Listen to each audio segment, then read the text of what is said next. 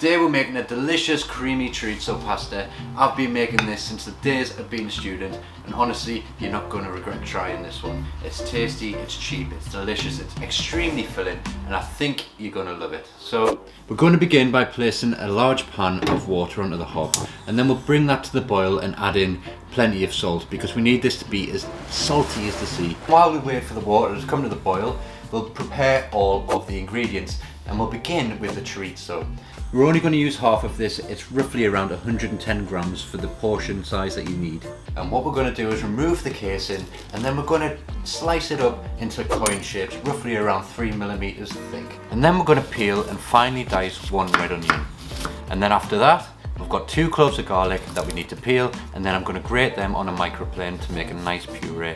Now of course, if you don't have a microplane, you can use a fine grater, or you can put it through a garlic press. And if not, you could always finely dice it. Now the beauty of this recipe is that if you place your pasta in to cook, you should be able to make the sauce before the pasta is ready. So that's exactly what we're going to do. Next, place in your pasta and cook it to the packet instructions, but then 1 minute less than it says on the packet. It's probably worth mentioning that you can use any pasta that you like. I'm using rigatoni, but that's just my personal choice. You use whatever you want.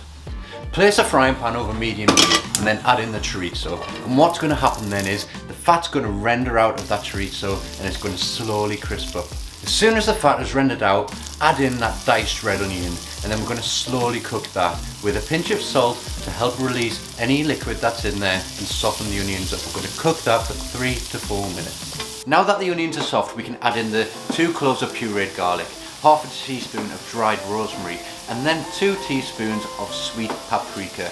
We're going to cook that for another 2 minutes. Now we're going to add in 500 mils of tomato passata. Now that's just a pureed tomato, or you could even use chopped tomatoes, that's entirely up to you. We're then going to turn the heat up and bring it to a simmer before adding in 300 mils of cream. You can use heavy cream, double cream, whipping cream, or single cream. It's entirely up to you.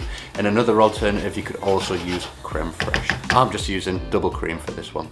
Once the cream's in, allow the sauce to thicken up for 3 to 5 minutes till it just reduces down a little bit. By then the pasta should be cooked. Before adding in the pasta, don't forget to taste the sauce and then season it with salt and pepper if you need to.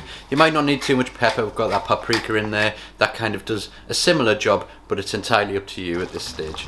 And then all we need to do is simply take the pasta with a slotted spoon from the pan and place it into the sauce and mix everything through. And then we'll add in some fresh or dried parsley, it's entirely up to you. If you're using fresh, use double the amount to what you would use for dried. And then all we need to do is serve, and we'll pile it up onto a plate and finish it with a bit more parsley. You could add cheese, parmesan, whatever you want after that. That's how you make my creamy chorizo pasta, the student meal that has never let me down to this day. Honestly, please do go out and give it a go, you won't regret it. Thanks for watching the video, I really appreciate it, I hope you enjoyed it, and if you did, don't forget to give it a big thumbs up and hit subscribe if you haven't already. If you want to check out more of my videos, then you can check out this playlist up here.